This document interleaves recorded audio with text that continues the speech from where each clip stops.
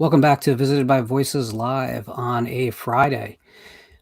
Over the course of the show's brief history of having live guests, I've been fortunate enough to have a lot of really talented, energetic, and great cheerleaders for the genre on the show. But the actual term living legend is used rarely and sparingly.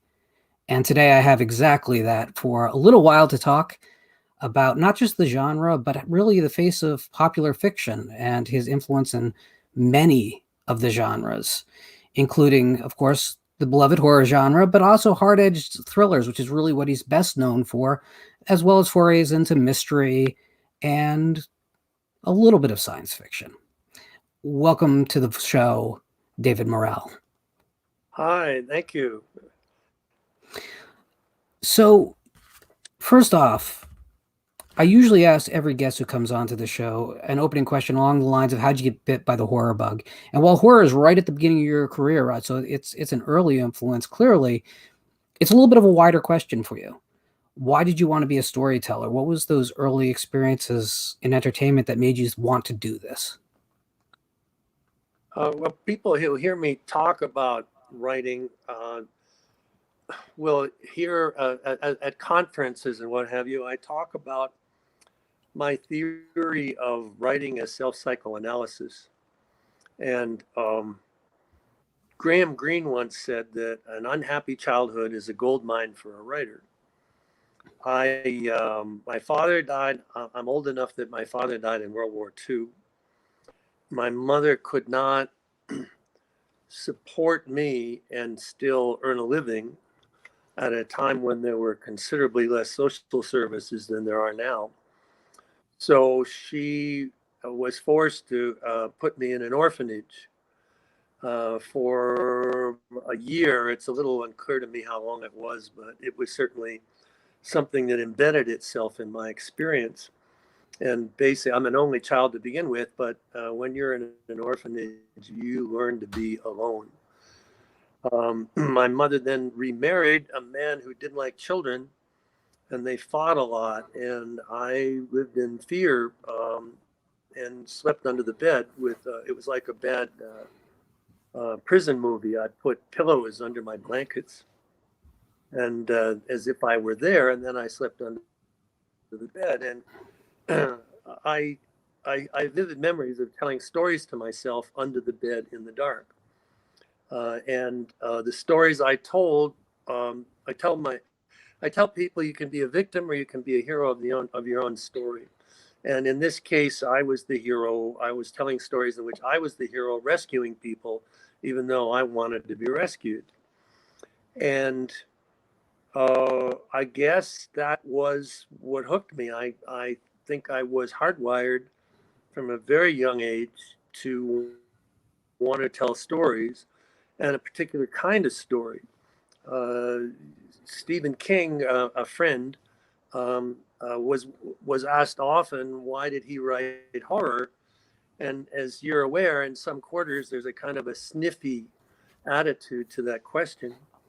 And Steve always responded, why do I write horror? What makes you think I have a choice? And in the same case, me, well, why do I, on a lot of genres, we could use horror as one example. I really didn't have a choice, and I knew very early that that's what I wanted to do, was tell stories. And in a way, I assume, writing out in fictional forms the things that I had been through. So, 1972 is really a breakaway year for you. You have The Dripping appears in an Ellery Queen's mystery magazine. It's a short story. Mm-hmm. And now, for those who are not familiar with the submission process, especially back then, I mean, it was self-addressed stamped envelopes and long waits. What did that what did that sale feel like? It's so different. Yeah, well, it's very different now. Well, it is. Well, yeah, people can't imagine what it was like. I had written the Dripping. I wrote it after I finished First Blood. And I wrote it in one afternoon, which is unusual for me. I'm a steady writer, not a burst writer. But it was only 3,000 words, so maybe not, a great achievement. But it struck me as being unusual, and I didn't know where else to send it except I tried Ellery Queen Mystery Magazine, which even today is one of the vibrant markets for short stories. So I sent it, and they accepted it. This was in the summer of 1971, a very vivid summer to me. And they accepted it for the grand total of $100. And a friend of mine, Donald E. Westlake, who, God bless him, is no longer with us, used to say that there's proof that there isn't inflation because Ellery Queen paid 3 cents a word in the early 70s, and Ellery Queen paid 3 cents a word in the 80s, and paid 3 cents of the word in the 90s. But I remember I got $100 for it, and what a thrill to have sold something. And then my agent called and said that he had sold First Blood.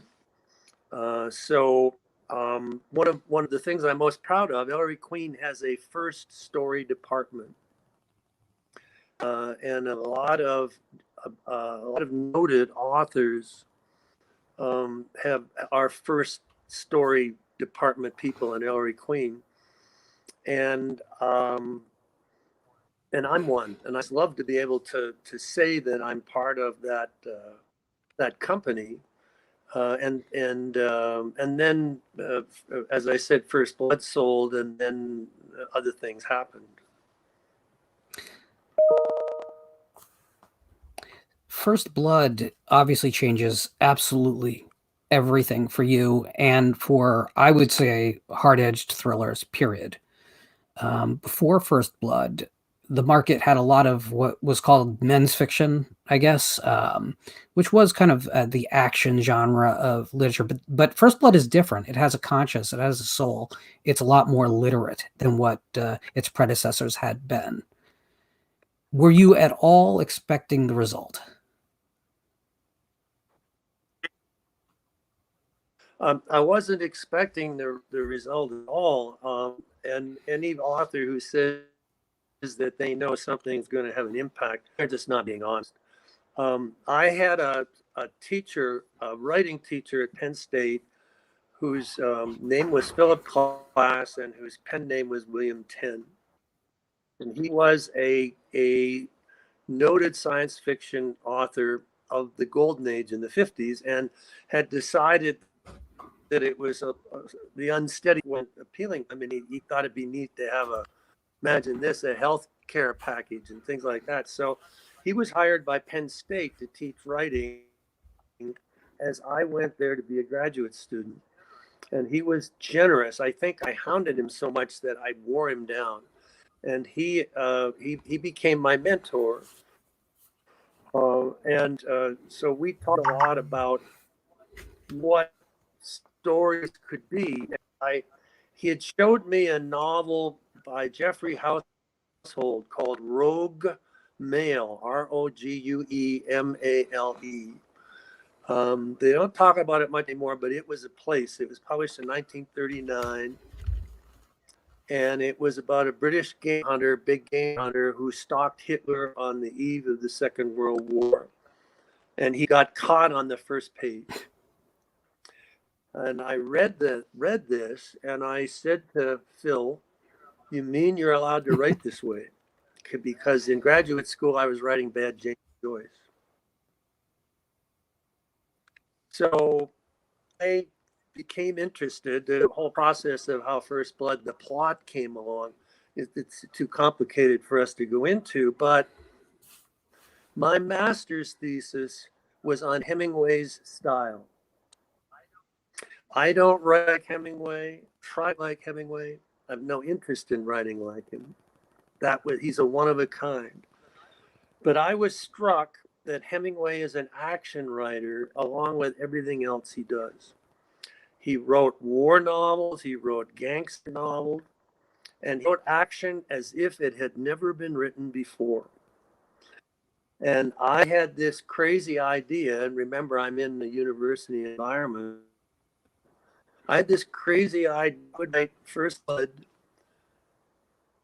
writing action in my own way as it had never been written before. And you have to remember, at the time, these books were filled with a gunshot rang out. And I still see that. And I go crazy. A shot rang out. Shots do not ring out. Bells ring out. I mean, how lazy can you be? Or gunsmoke filled the air when in today's world, modern ammunition does not produce gunsmoke. This is all so shoddy. And I thought, is there a way to freshen it all and to do it in a way that might attract attention? And so that was the technical impetus, apart from what I was trying to say. But technically, that was the impetus of why I wrote the novel. And I'm flattered. I'm grateful for people when they acknowledge that, yes, it made a difference, that the action genre wasn't the same afterwards, except now I'm seeing a shot rang out and smoke filled the air, and I just hurl the book across the room. But anyhow, those were my intentions, and might be why the book felt a little different. At the time, action books were only paperbacks. And my agent, whom I met through Philip Klass, William Tim, he said, his name was Henry Morrison, is Henry Morrison. Henry said, I don't know, I can probably get a paperback deal out of this, but that's where action books are. And 6 weeks later, we had a hardback sale. And then we had a literary goods sale, a literary guild sale. And then we had a movie sale, and happened in 1 year. It was quite a ride. So we're going to detour into First Blood so we can take that to its logical conclusion. Then we're going to double back to the literary side of your life. So First Blood obviously takes quite a long time to be developed into a film, though. Quick sale, but not a quick production.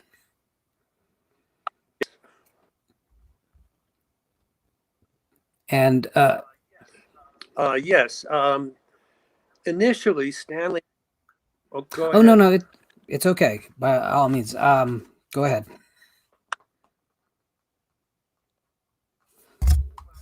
Well, initially Stanley Kramer agreed option it. I'm going to sneeze. Excuse me. One more. Stanley Kramer, who was known for message movies, had agreed to option it in the fall of 1971. And in fact, ads were taken out in the New York Times saying the Kramer movie. Well, it turned out that the contract never arrived, and Stanley hadn't been candid. However, a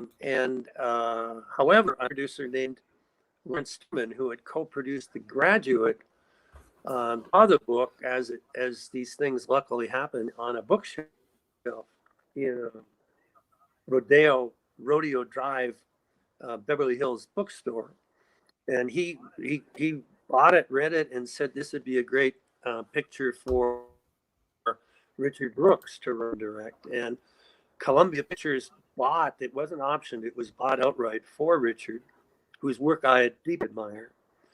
And I don't know what happened, but after a year, Columbia Pictures sold it to Warner Brothers, where Sidney Pollack was going to direct it with Steve McQueen in the role.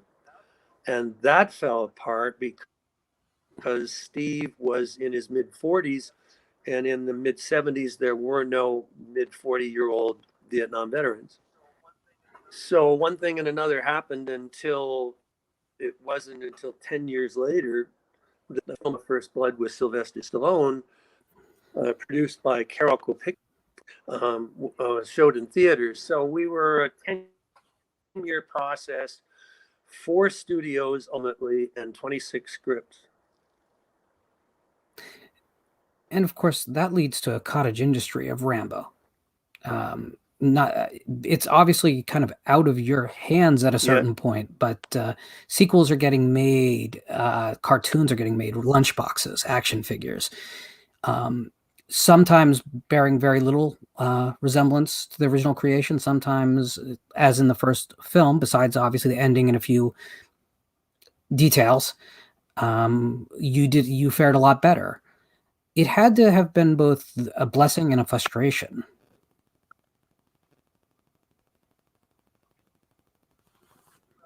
Well, I compared it to 2 train tracks, the novel's train track and the movie's train track. And I want to be clear, I think the film adaptation of First Blood is very good.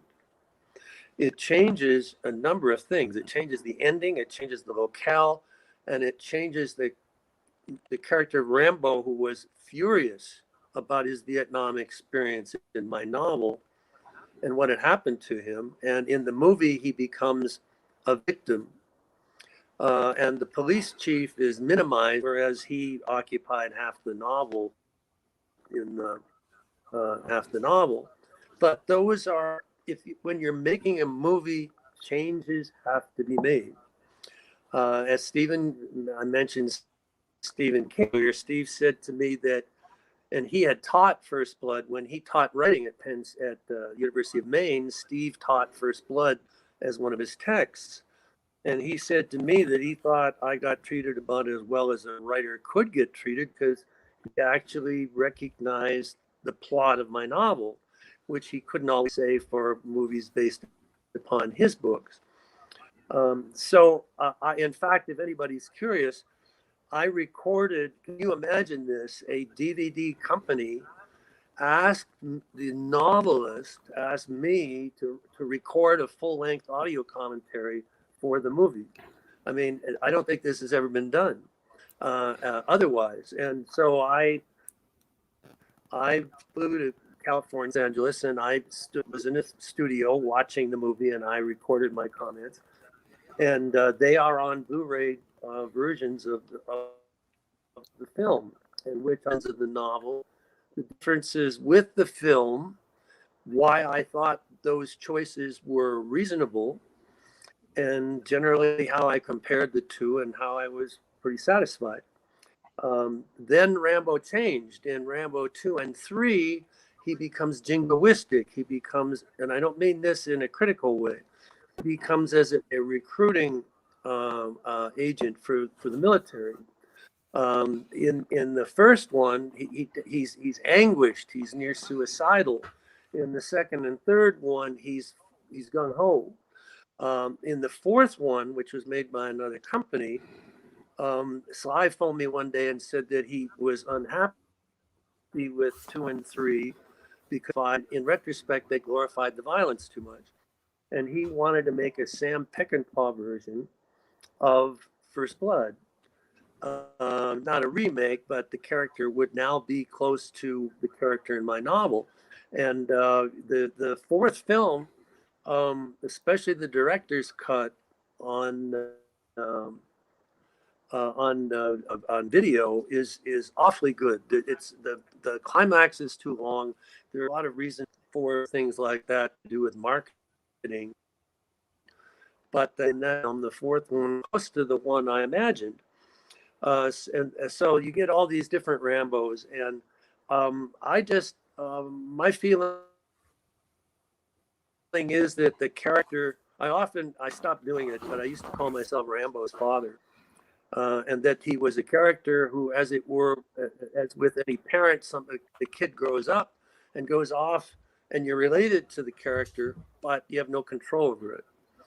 So I have watched with great interest, and because I am also a professor as much as I watch this with a kind of American studies professorial interest, and I've written about the phenomenon on a couple of occasions, and where the character came out of the demonstrations in the late '60s, and where it led when Ronald Reagan was president. So it's to me fascinating how all this changed, and became a mirror for each decade in which the character appeared.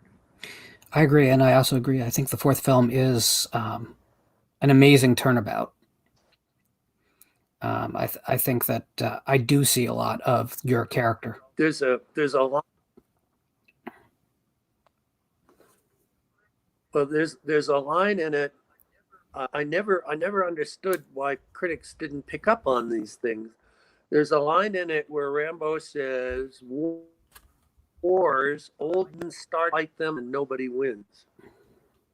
And there are many other statements like that in the movie, which, you know, critics will season what they want to. It is as much a contrary view of the character as anything else. And I told Sly I thought it was a pretty good movie. So I guess this leads to the question I've always wanted to ask. Were you of two minds when you wrote the novelizations of the second and third film? Because it almost seems like I understand why you wouldn't want someone else to do it, but it had to be a departure from the original intent. What was that like? Well, every book for me is a technical experiment. They're all different, and I just have a limited attention span. But if I don't have a technical challenge for each book, I'm not happy. And by contract, no one else can write books about. That's in the film contract. If they wanted a novelization, it had to be me. And so I saw an opportunity here. The normal act of novelizing, you get a shooting script and you can't change the dialogue, you can't change the plot, but you can tell the thinking and you can do a lot of description. But that wasn't the case with me. I had a freedom no novelizer ever had. And when I got the script for Rambo 2, which is a fun movie, it's like a Western in the jungle or a Tarzan movie. It's as a Western. It's I don't mean this in a negative sense. It's funny. It's vastly entertaining if you get what it's trying to do as a Nick Bauer piece. But the script was pretty thin. It was 87 pages. And it had lines such as Rambo jumps up and shoots this guy, Rambo jumps up and shoots that guy. And I thought, I don't know what I'm going to do here. Among other things, the it says the prisoner of war camp he's going back to is the one he escaped from, and the film never does anything with it. And I got in touch with one of the producers, Ruvanya. I called him Andy. I really liked Andy. I liked Mario Casar too, but I didn't have as much to do with him. Andy and I talked a lot. And I said, Andy, I don't know. There's not much. Is there anything else? Are there scenes that are taken out, or what is there? And he said, all we have, well, there is the James Cameron script. And there's that moment of, what? What are you talking about, a James Cameron script? And he said, well, Cameron wrote the first version of the film, but it was far too bloody and made him out to be kind of a maniac. So we had it rewritten so that it was all toned down and different. And I said, would you mind sending me the script? And it was wonderful. It had some things I couldn't use. Sly had directed John Travolta in a movie called Staying Alive, which was the sequel to Saturday Night Fever. And it's clear that Rambo had a sidekick, and the sidekick was clearly Travolta. I mean, you just saw it immediately. But they didn't want, and Rambo should not have a sidekick, so all that went away. And it started with going into this, what amounted to a mental institution, and going to the basement where Rambo is behind a steel door with the guard outside with assault rifle. And the light it's in darkness, and Troutman walks up and the guard says he broke the light bulb again. He thinks he's the essence of darkness. And I fell in love. I said, oh, this is going to be great. So what my novelization is, 1/3 shooting script, 1/3 Cameron script, and 1/3 everything that I wanted to do, such as how he feels going back to the prisoner of war from which he escaped. And the New York Times bestseller list, and is generally recognized as one of the most innovative novelizations ever because of the freedom I had. And I did the same thing with Rambo 3. And there, half the plot is new, invented by me, but it's based upon a first draft of Rambo 3, which was wonderful.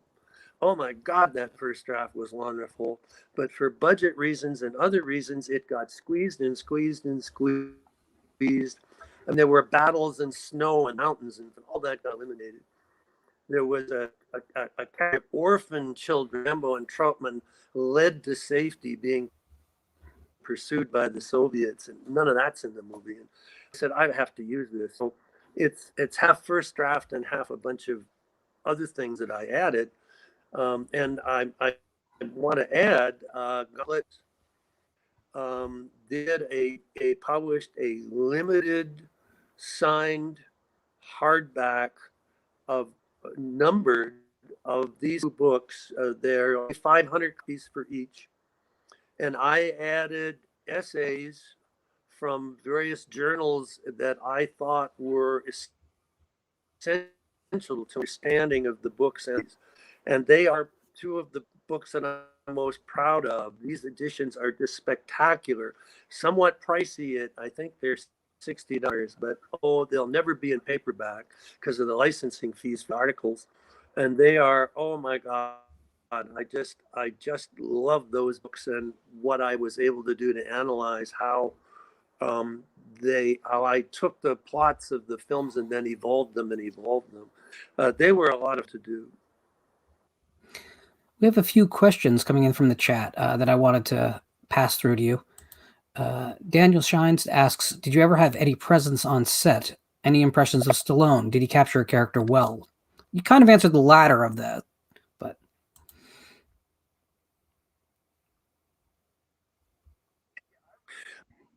Well, yeah, I was on set for Rambo 3. I could have been on set for Rambo 2, but I was writing the novelization. But for Rambo 3, I went to half of it was shot in Israel and half of it was shot in Yuma, Arizona. And I was on set in each case for about a week in each case. It's very boring to be on a movie set. But as the creator of the character, I was treated very well. And I have then and later had many, many, many conversations live. Sometimes the conversations go on for an hour or 2 hours, talking about the character and ideas he had for what to do this or that. And the question then becomes, what's Sylvester Stallone like? And he's very smart. I'll give you an example. That in the Rocky movies, near the end, after his wife had died, Rocky goes to visit the grave. So he explained this to me one day. He was very happy with the technique, as he should have been, and it was fun to listen and tell the story. He said, so the technical problem is Rocky's going to the graveyard. How do I establish that he goes there all the time? And so the standard way would be to have a groundskeeper saying, hey, hi, Rocky, good to see you again, or see you again. And that's so standard that it's kind of embarrassing that anybody would use it. And I, quite rightly got rid of all those common ideas. And he said, I've got it. So Rocky walks up to the grave and he reaches up into the tree by the grave and he pulls down a folding chair, unfolds it and sits down and starts to talk to her. And that's all we need to know to prove how often he goes there, that he's got a folding chair stuck in a tree. So he's very interesting to talk to about film technique and writing. He's very funny. And often about himself, he often makes jokes at his own expense. That said, I've never had a meal with him. I've never had dinner with him. I've never been to his house. So I can't say we're friends, but we have had a lot of conversations. Awesome. One last question about the Rambo world, and then we're going to hit the rest of your catalog. And this one comes from Griffin. He asks, what did you think of Richard Crenna's performance as Colonel Troutman?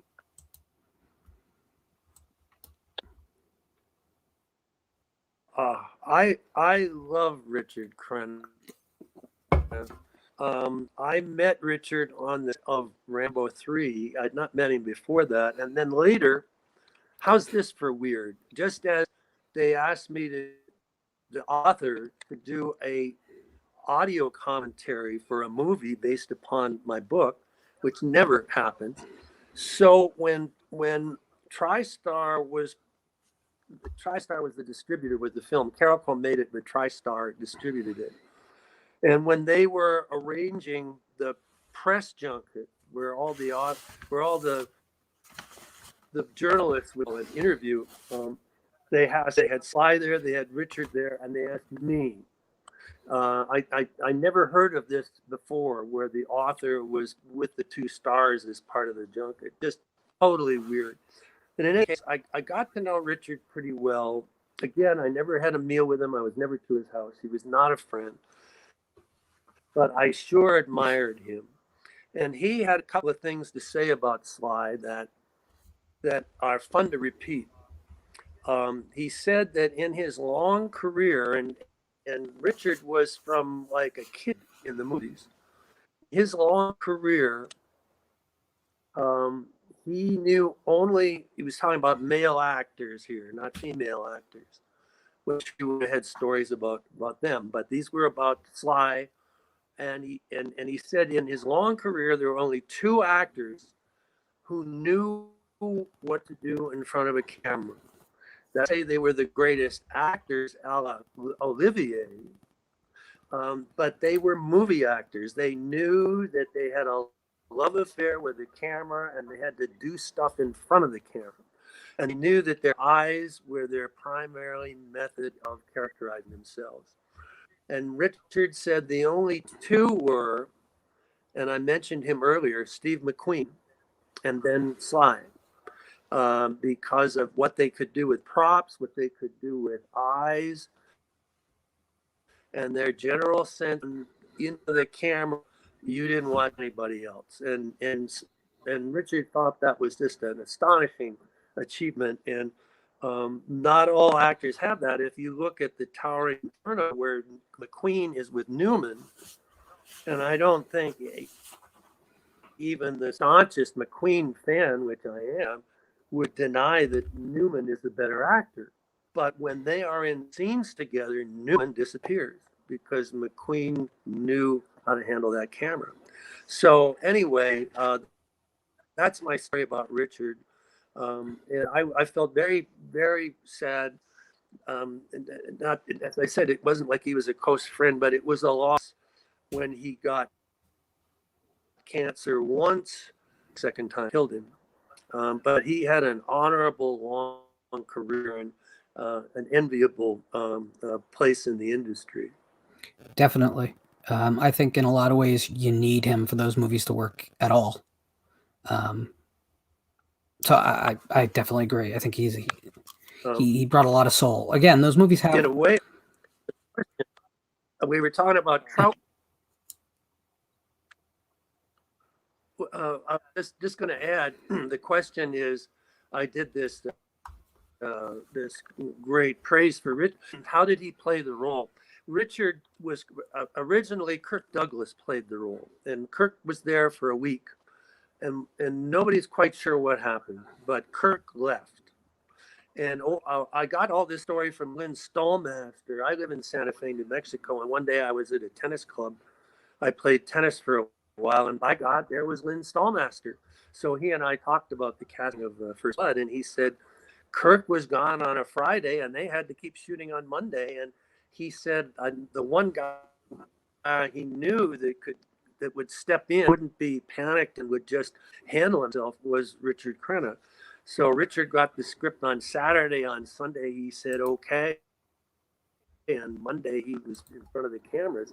And he said that he was confused about the character. He didn't know whether to play him sympathetically or as a kind of menace, and that shows in the movies, where you just don't know. Even though Troutman becomes a kind of father figure, there's still that kind of menace to him. And there's a moment at the end of Rambo 2 where Rambo on a rampage, and he gets off the helicopter and he gets the M60, the mini M60, and he's going to go in and he's going to raise hell in the hangar.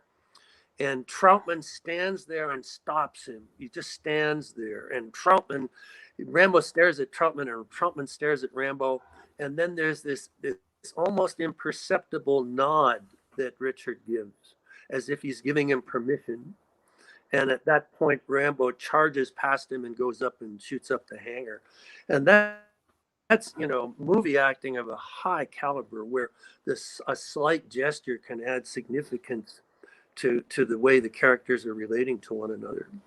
Yeah, I think that we've lost a lot of that in film too. I think a lot of the texture of acting is just different now. It's a lot broader, whereas the subtler actors of really from Hollywood's heyday up through the 80s and even maybe the very early 90s is sort of gotten sandpapered down, and I regret that, because I think a lot of the great actors of the past would never get jobs today, and that's kind of where we're at. It's kind of the horror of where we're at.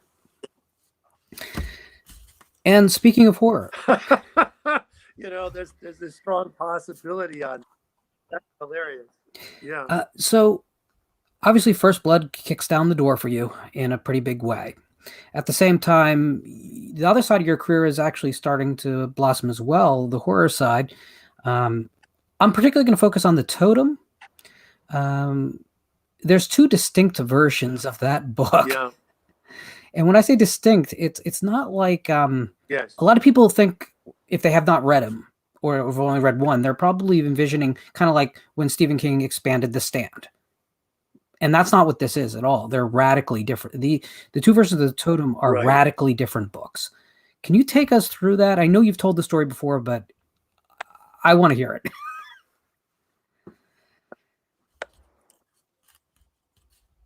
Well, an example of that, every book for me is a technical experiment. And if I'm gonna, I just can't do the same thing again. So what had happened is, 70s, largely due to Steve, for people who are just coming in, Stephen King and Peter Straub, following up on the triumvirate of Levin and Blatt and Thomas Tryon. um, that was a very creative decade, the 70s. And I thought, um, I would write a werewolf novel that wasn't a werewolf novel, that was based upon a disease that in the Middle Ages, we now realize that probably the werewolf legend came from rabies and all the fear of water, the moon having a reaction because rabies victims hate water and they hate bright light. And I could go on and on about the parallels, but I thought I'm going to write a novel that's sort of it's my version of a vampire novel, only it's a werewolf novel, trying to reinvent it. And well, we'll set it in Wyoming in a valley because we want a self-contained area. And by God, I guess this is a Western too. So now I've got two genres that I'm working with. Primarily the horror, but if you look closely, it's a Western. And the novel was 550 pages, manuscript, which would be, I don't know, 110,000 words. And I handed it in to my editor, who didn't get it. Why wasn't there a love interest? Well, there'd never been one in the earlier books. Why would there now be a love interest? And just didn't get horror. So there was a big fight, and he said, "I want you to cut this by half, and I want it part of the mountains." And he said, "I want this to be all in the town, no mountains." Okay. And I'm getting kind of annoyed by all this. But even though First Blood had been a success, the movie hadn't come out yet, and I didn't yet have authority. I was still a young writer. I'm not gonna, I didn't tell him this, but I'm not going to just trim the thing. I'm going to re-envision it. So I did a page one brand new novel with the same plot. The middle, there's some similarities, and I even changed the style.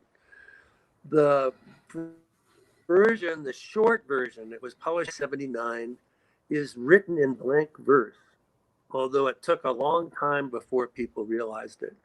It's written in a meter called anapests, and it's unrhymed.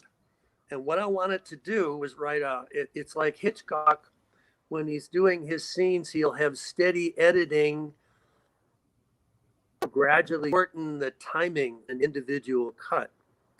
And then he'll move very rapidly so that he unsettles the viewer who was used to a certain kind of rhythm in the editing.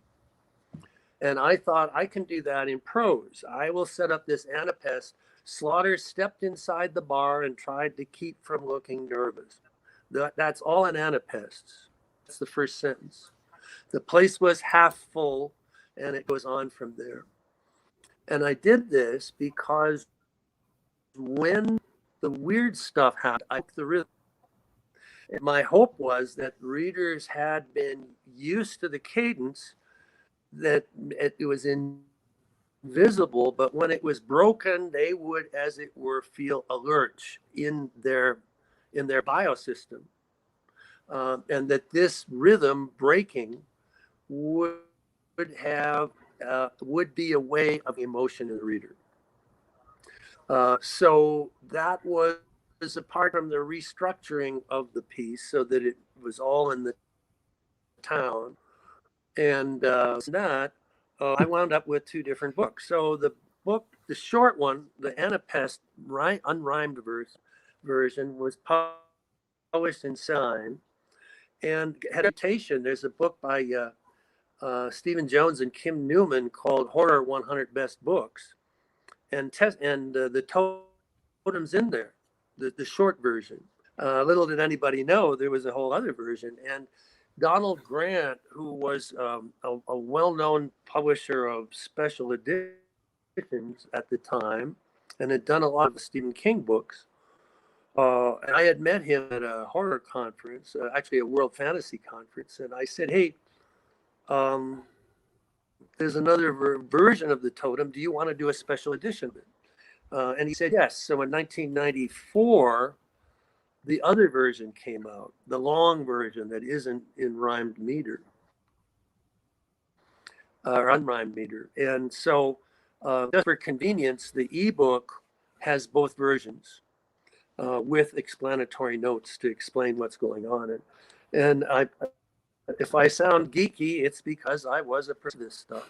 I mean, I just love to play tricks in books and do them in a way that has never been done before, and certainly not in the way I just described it with another novel in the horror genre. I just love that you turned a commercial concern into an art project. I mean, it's the most healthy way any artist can go about a problem. It's awesome. It's awesome because you do work inside a commercial art form, but you refuse to portray it as such. And I love that. I love that entirely. Jumping ahead just a few years to the mid 80s, Brotherhood of the Rose turns out to be kind of another touchstone for you. A couple years after, 5 years after its publication, NBC turns it into a miniseries. Yes. Which obviously helps with the profile of that book and makes you a little less of just the Rambo guy. Because it's a vastly different work as well. Yes. How did that come about? Yes. Well, again, it's that sense of adventure. I'd written First Blood, which is outdoor action. I wrote a Western called Last Revolution. I wrote Totem, which is horror. And then I thought I'd write a spy novel. So at that time, America discovered John le Carré, a miniseries of Tinker Tailor Soldier Spy with broadcast dates. It was a British miniseries. And it's one of those, the right time, right place, people went crazy over it. And I was struck, my agent, Henry Morrison, represented Robert Ludlum as well as me. And I was struck by how different the American spy novel was from the British spy novel. The American spy novel, as typified by Ludlum, had lots of running around and trench coat fights and the sort of thing I'm known for First Blood. But the tradecraft, the spy stuff was a joke. I mean, anybody who believes spies really behave that way, they needed to, I don't know, get a reality check. But on the other hand, we have John le Carré, who was in the business. He was a spy.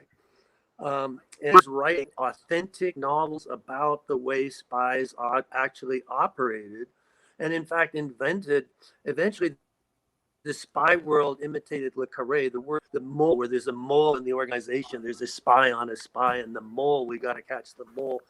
Look, that is not an authentic spy term.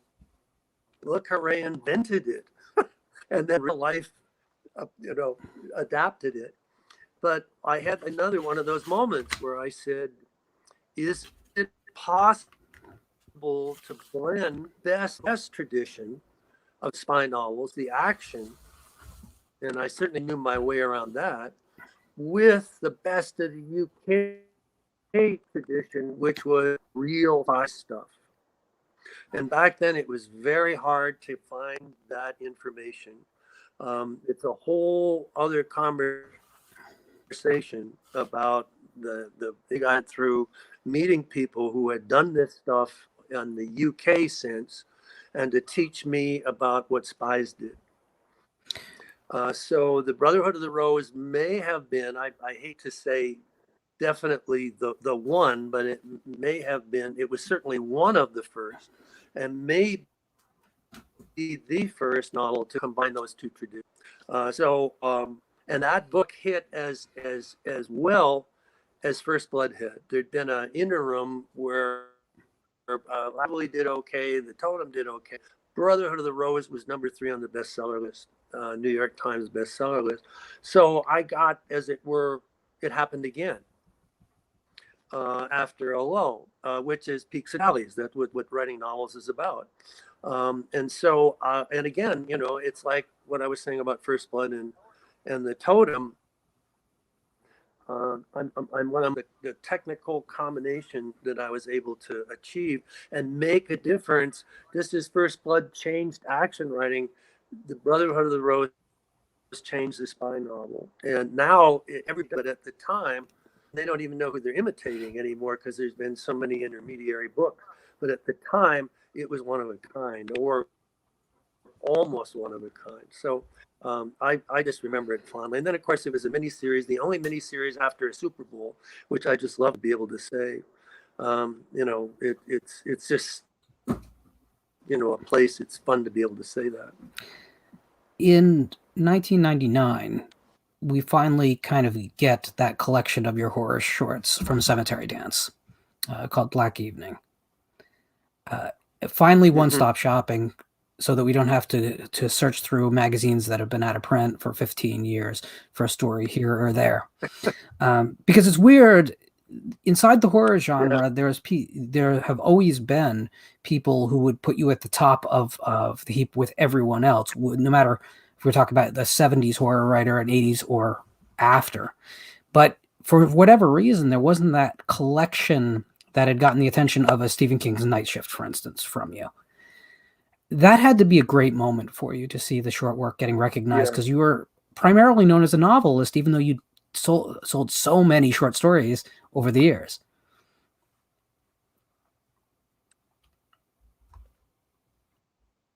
Yes, and my wife is, God bless her, she's a big fan of my stories. She says she likes the stories better because, again, each one is a technical challenge, you know, something interesting to do in terms of storytelling, not just the story, but storytelling. It was great. I mean, to put all those together.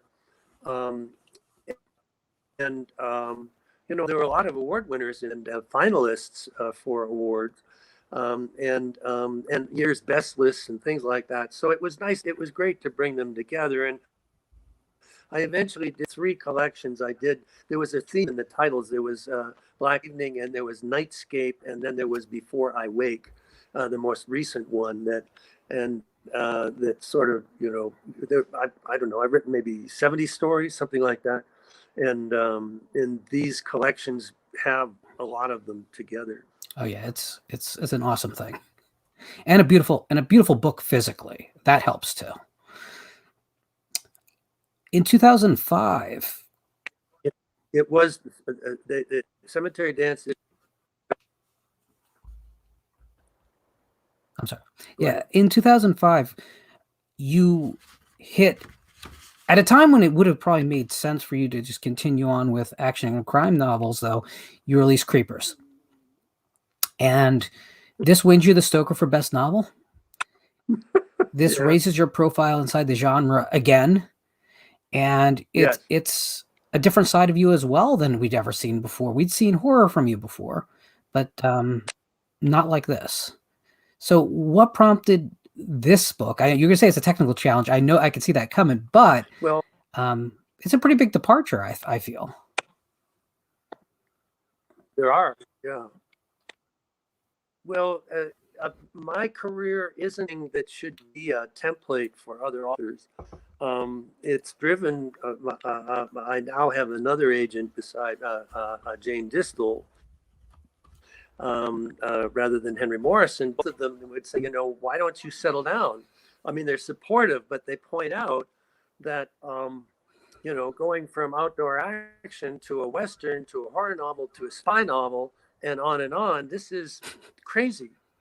but it's the way my mind works. And so I got to 2000, and it was in 2004 that I wrote the book. And I had read an article in a newspaper about a phenomenon called urban explorers who go into abandoned buildings and explore them. And often these buildings are dangerous. And often they are boarded up and protected so that it's almost like a military expedition to get into them. And their name, they don't like this term, but their nickname is Creepers. And I thought, that's a book. But again, I'm going to do it. So I resolved that there would be two things about the story that would be distinctive, and again, that nobody had ever done. One is, in combination, one is that the book would take place in 8 hours, and that every instant of 8 hours would be on the page. If a character had to go to the bathroom, that was on the page. There was no 5 minutes later. There was no when they got to the top of the stairs. We went up the stairs with the characters. And that's called writing in real time. And authors say they do it, but when I look at it, they're cheating. 5 minutes later, he got to the gas station. What happened in those 5 minutes? So I resolved that every instant of those 8 hours would be on the page. And I just was so gratified. Brilliance brought out the unabridged audio, and it lasts 8 hours. It takes 8 hours to read out loud, as long as the story would take it.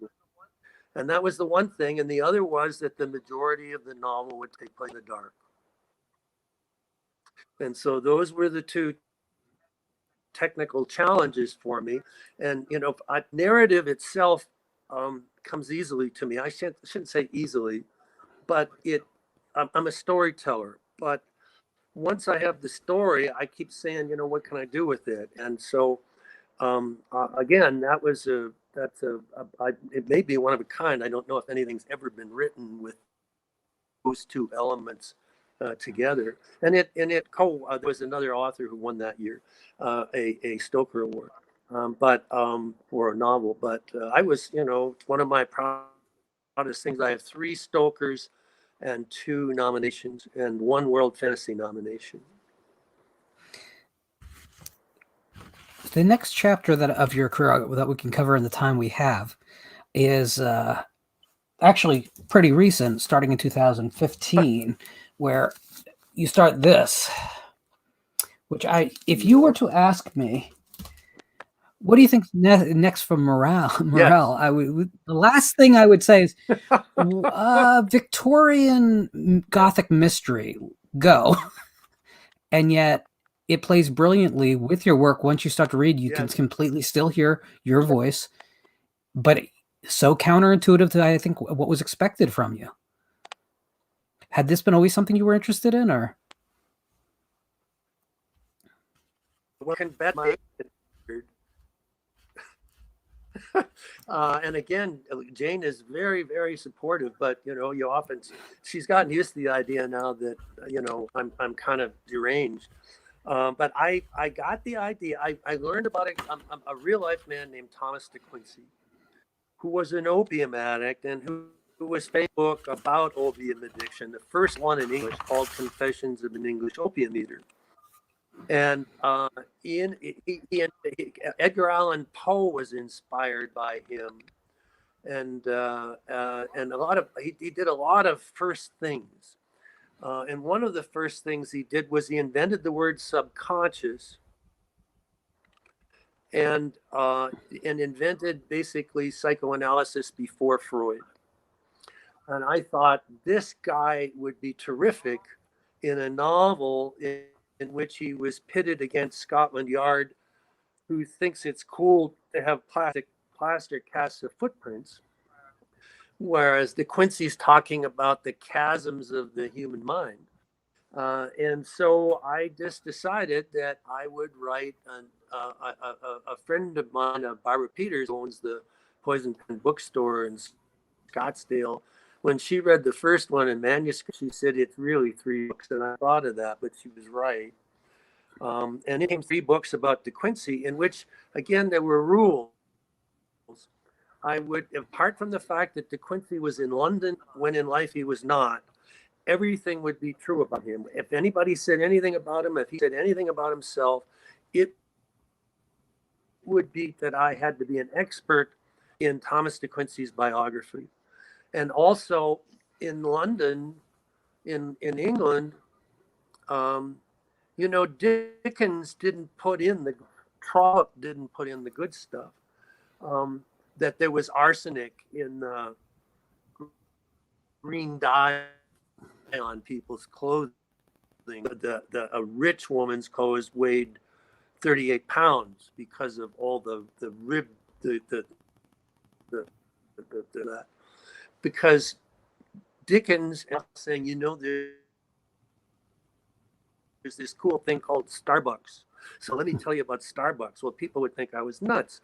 Well, if Dickens was to say some of those things in a novel, people would say, what are you, from another century? Of course that's true.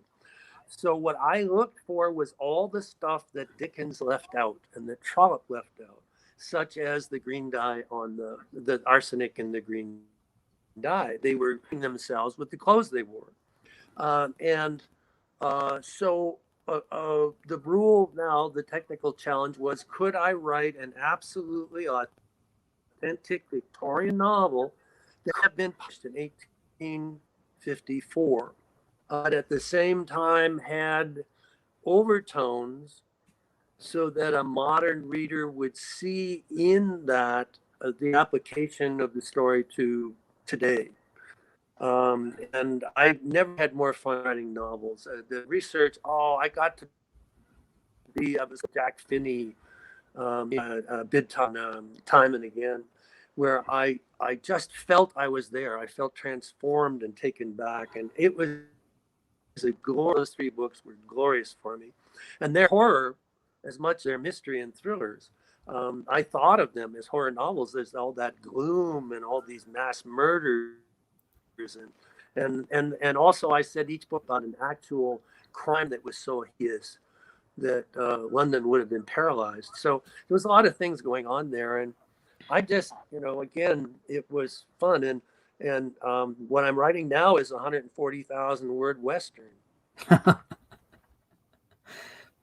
You never go small, do you?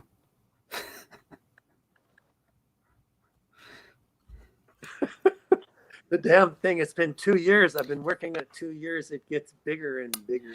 It's a Western about Westerns that incorporates the history of Westerns as a genre and the history of the American West from Civil War onward. So it's a big topic. And so it's taken me a while, probably the best book. Although if I ever do another one, it'll be a ghost story. Well, David, I want to first off thank you so much for coming on tonight. We don't hear from our storytellers nearly often enough anymore in our society. There was a time when late night television would have authors on as likely as they'd have any other type of celebrity on. We're not seeing that anymore. And we're not hearing from some of the most vital voices that we have. It's not a good feeling. That's kind of one thing I'm trying to remedy by giving an outlet for people to come out and tell their stories. In your case, it's hard not to be just blown away. I mean, nearly 30 novels, untold short stories. There was nowhere I could find a complete list that I believed was complete. 3 Stoker awards, over 18 million copies of your books in print in 30 languages. You are a vital storyteller, and although you weren't born in America, you're a vital American storyteller, no matter how you cut it. We're lucky to have had this ride with you, and I am overjoyed. I don't read a lot of Westerns, but guess what? I'm going to read as soon as you release. So I wanted to thank you for coming on. Well, it'll be different. Yes. Sorry, we're fighting a little bit of lag. But thank you so much for coming on today. I know the audience really enjoyed, and know that we're out there anxious for the next thing, because it's always an adventure with you, and keep taking on those creative challenges for us. So we will be back on Monday. I don't have a choice. We will be back on Monday on the show with Steve Ramsnick-Tem. And before that, on Saturday, I'll be on the S'mores Indoors podcast, eating a Trinidad scorpion pepper and probably dying. In the meantime, so everyone out there, please, please, please stay safe. Talk to you soon.